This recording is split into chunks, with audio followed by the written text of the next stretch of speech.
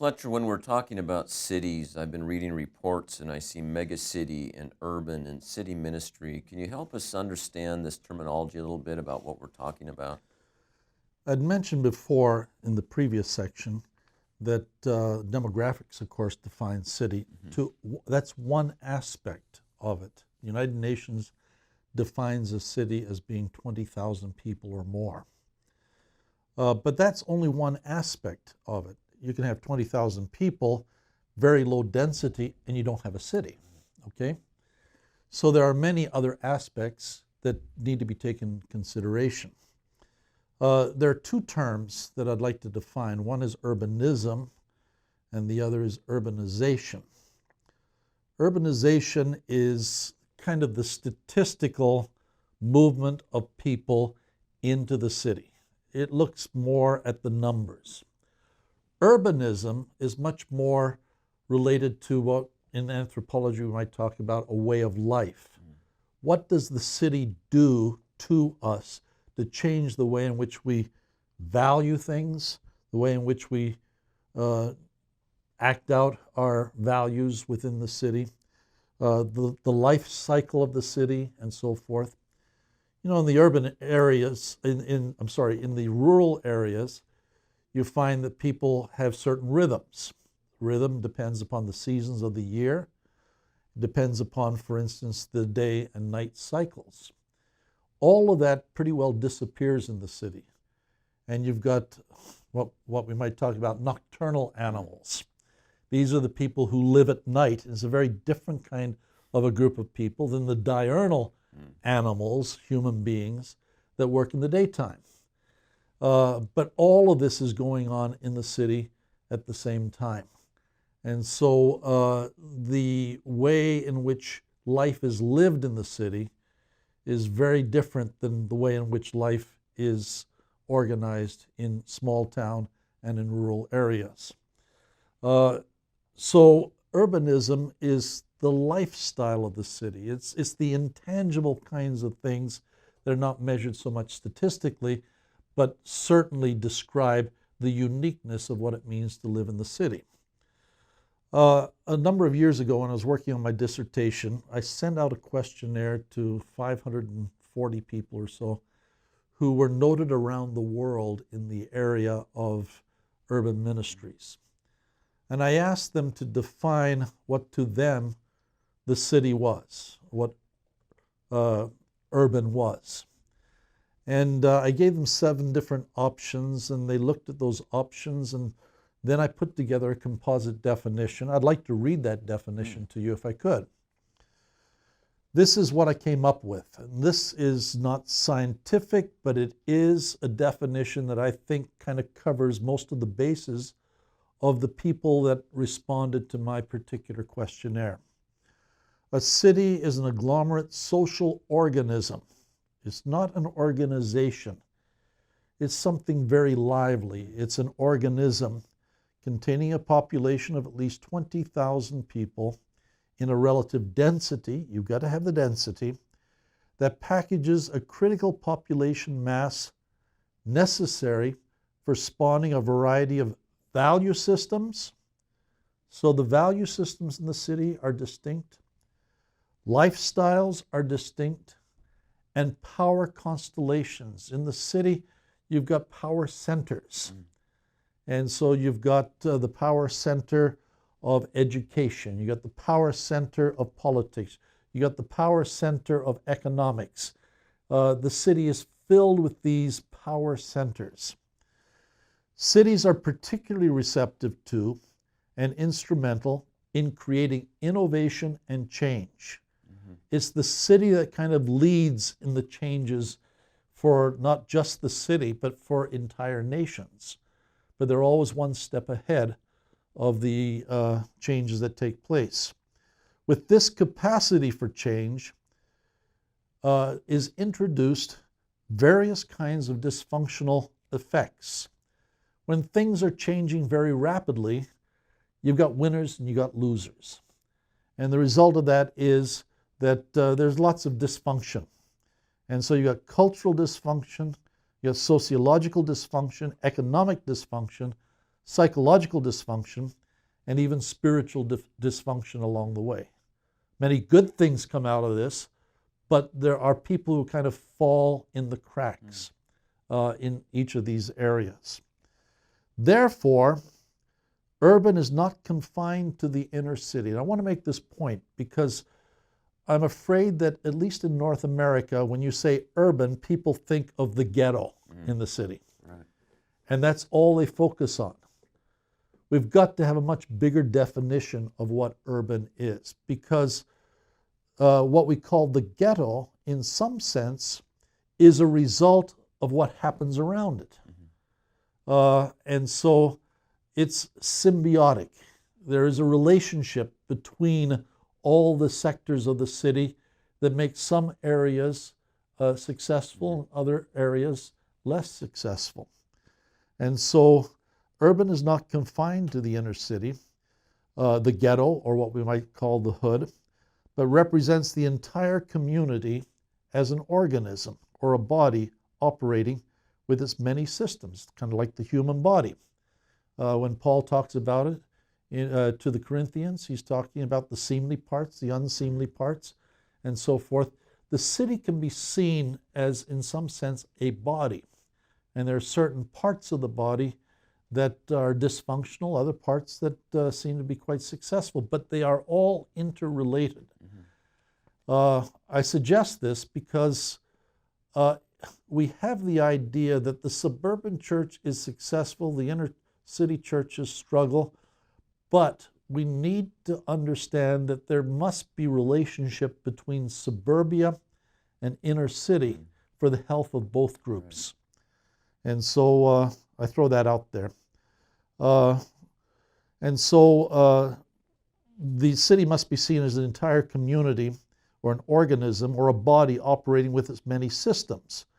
And so the systems of the city include the transportation system, educational system, social services, legal system, judicial system. When those cities begin to when those systems begin to break down, just like the human body, other parts come to the rescue. And if they don't come to the rescue, there's the possibility that the entire body politic can become diseased and sick along the way. So we've got to see it holistically and not just look at one area of the city and say that that area is pathological. Right. Also, many of the characteristics of the city are now seen in what we call city regions. The fact is, I'm celebrating the fact that the Kansas City Royals won the World Series.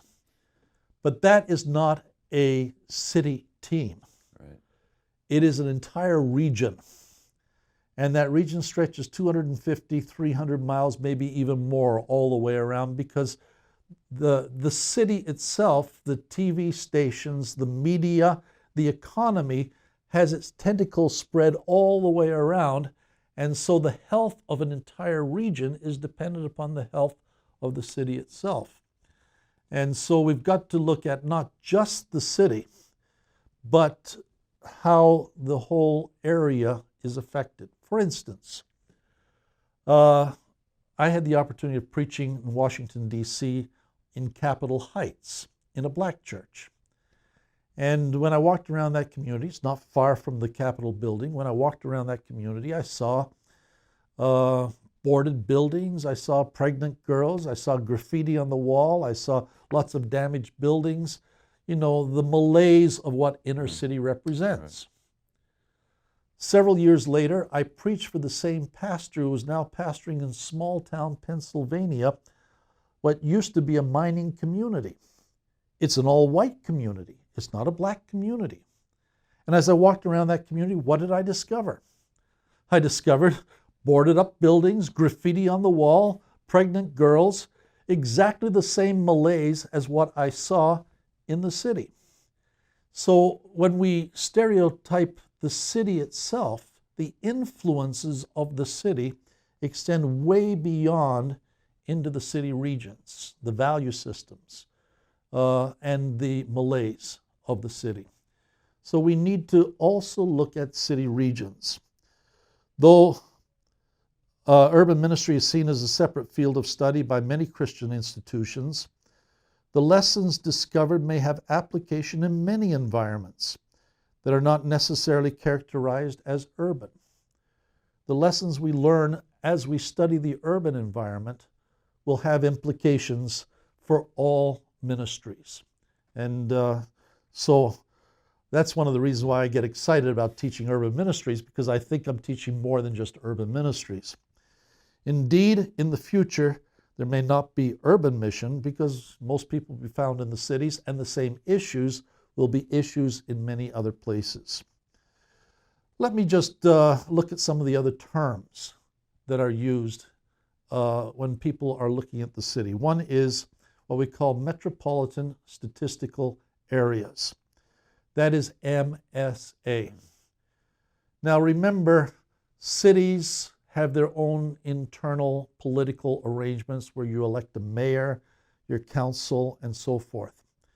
But for instance, Los Angeles is a metropolitan statistical area of 80 different cities. And you can't tell when you move from one city to the next city to the next city. Same thing is true in Manila. It's all contiguous, but they have their own separate political entities. So here we are in Taytay or Antipolo. And they are looking at their own little fiefdom, their own little worlds.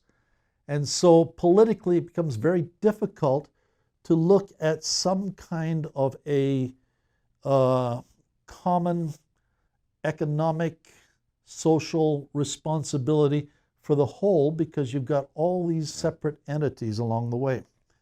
I've already mentioned something about the city core. That is usually the downtown area. Downtown areas, it's kind of intriguing because in the United States, because of the existence of the car, you have the inner city, and then there is a band around it that usually is industrial.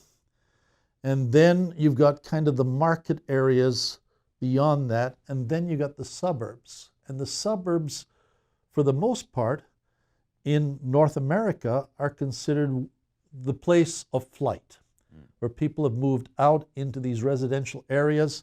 They want to avoid the ugliness of the industrial parks, the ugliness of decaying buildings and so forth. And so suburbs in North America are generally considered the most ideal place to live. Now that's changing very rapidly. You go to the other cities in the world and you're finding out that suburbia is where the services of the city don't reach. It's where the rural peoples, small town peoples, can't afford the housing in the city itself, so they create the shanty towns around the cities. And in those shanty towns, they find that it usually takes a number of years before the shanty towns become kind of permanent residences and where there are city services involved. So the poor ring the cities, unlike in North America, where the suburbs really are where the middle class generally lives. So there's a difference there. People have looked at cities in a number of different ways. You can design cities kind of like a pie. That is, you got wedges of certain types of businesses and zones and so forth. Or it can be circles like this, where the city is circled with different kinds of zones. Or it can be like Manila, where there is no zoning. And you got everything kind of thrown together. And most of the emerging cities, that's what you're beginning to see. So what a city looks like in Europe is very, very different than what it looks like in North America, which is very different than what it looks like in Asia. Some terms that might be helpful: edge cities. This is, to me, very fascinating in that, for instance, Ortigas here in Manila is a section of Manila, and then you've got Antipolo. But Ortigas Extension is an edge city. It's the road between these two communities that now itself has become a very viable, very vibrant, very chaotic urban area. And it's not really defined very well as, one or the other, but it's the linkage between. We call these edge cities. Los Angeles, it could be the 405 between Los Angeles, San Diego. It can be the beltways around the city. It's kind of ironic in Washington, D.C. What's Main Street in Washington, D.C.? It's the beltway around where edge cities have been created all the way around. And so that's a term that's being used. Another big issue sociologically that's taking place is the issue of gentrification. There are a lot of cities now that are rehabilitating the old, decrepit downtown areas or that immediate ring around there. And so what you're seeing is a lot of industrial buildings now becoming lofts because people are tired of the long drives into the city. And so now they create a housing in these lofts, which are displacing the poor people who now are being dispersed into suburbia. In fact, in the United States, the strange thing is that suburbia now houses more of the homeless than what we used to say the inner city or the core of the city. And so also just to mention what to me is a fascinating history, that cities were formed in the 1700s around waterways, rivers, lakes, because that was the main and most facilitated means of transportation. The 1800s, they were formed around railroads, rail tracks, and so forth. 1900s, they were formed around highways. And the most recent thing is, you'll see this in Korea, for instance, they're now saying that these new, very modern airports are themselves spurring cities of communication around them. And probably for the rest of this century, we'll be seeing much more of this kind of expansion. So cities themselves are finding new locations and developing upon different kinds and means of transportation. We've talked about zones and regions of cities and the gentrification, but do we have different types of cities? Without question. We've got cities that are noted economic centers. That seems to be their special skill. We've got cities that are cultural hubs. I went to college in Boston. We take great pride that in Boston we are a cultural center, okay? And so there are cities like this built around universities, great museums and things like that. Then there are cities that are political hubs. Now, for instance, in the Philippines, all of these things converge in Manila, okay? It's political, it's cultural, it's economic. Then you've got media cities, communication cities. Los Angeles, with Hollywood and all of this, is a tremendous communication media hub. Then you've got industrial cities and post-industrial cities. It's very interesting here in Asia, the development of, I'm forgetting the word, call centers. And for instance, in Bangalore, the great economy of Bangalore is based upon hundreds of thousands of young people working in call centers. Philippines, the same thing. Nicaragua, the same thing. India, the same thing. It's, to me, amazing to see how call centers are reconfiguring and redefining many of our cities and the economies of the cities. For instance, one of the debates we have in class in some of these cities is, are call centers good or call centers bad? And we get very vigorous conversations about this. In Asia, the call centers function primarily at nighttime to service the West, which means that they're no longer at home. And because of the tediousness of the work in a call center, you've got to keep people entertained. And so there's oftentimes illicit kinds of activities going on, sexual contact, drugs, alcohol, and so forth. And it can be a real place of temptation that breaks people away from the norms of what the controls of their family life would be about. On the other hand, what it does is give them a salary 3 or 4 times more than what they otherwise might get, so they can buy their motorcycle and then go off and live by themselves, and it breaks the family unit up. This is a tremendously powerful event in time and space in Asia at this time. So then you got cities that are service hubs. My son just moved to Minneapolis. Minneapolis is a great cultural city, but nearby is Rochester. And Mayo Clinic is a hospital world famous as a center where people from all over the world with medical conditions come to Rochester. It's the main business of the city of Rochester. And so that's a service hub. And so also you've got cities that are combinations. In many of the Latin American countries, for instance, Bogota or Quito, Ecuador, many of these roles are all in one city, the capital city, which far outstrips any of the other smaller cities within the community. So in some sense, we've got to have teams of people who understand the general psychological draw of these particular cities, communicate, because these are the cities that have their own kind of special flavors to them. And so, and let me just suggest that I like to look at metaphors. One of the metaphors is the city is mechanistic. Well, I don't think that works anymore. It's organic.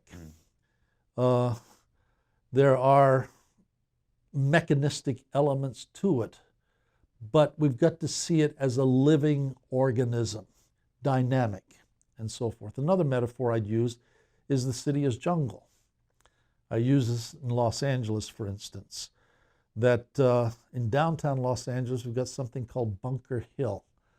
It's not much of a hill, but at the base of the hill is where the poor live. The top of the hill is the entertainment district. In between are the banking and the multinational corporations and so forth. Cities tend to put in the most revered sections of the city their values, and you can look at them. But what you see is what's on top of the hill feeds off of everything that's below it. So it's not like I'm looking at one section, but I've got to see the interplay of all sections of the city, how they feed each other. And even though that person may be way up there in the society on the top of a multinational corporation up in the 52nd floor, and may have no contact with the people down there, yet that person's decisions in many ways affects all of the people down below. And so I think we need to see the city as being organic. Another metaphor I use is to see the city as a work of art. There's an awful lot of art that's trash. But when I fly over cities, I look down and I see the layout of the cities. And I see the lights at night. And I marvel that something is going on here, which is art.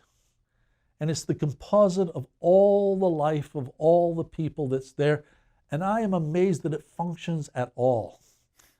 And so you see the downtown areas with the tall buildings, and you're flying on over, and then you see the parks over there, and you see the lakes over there.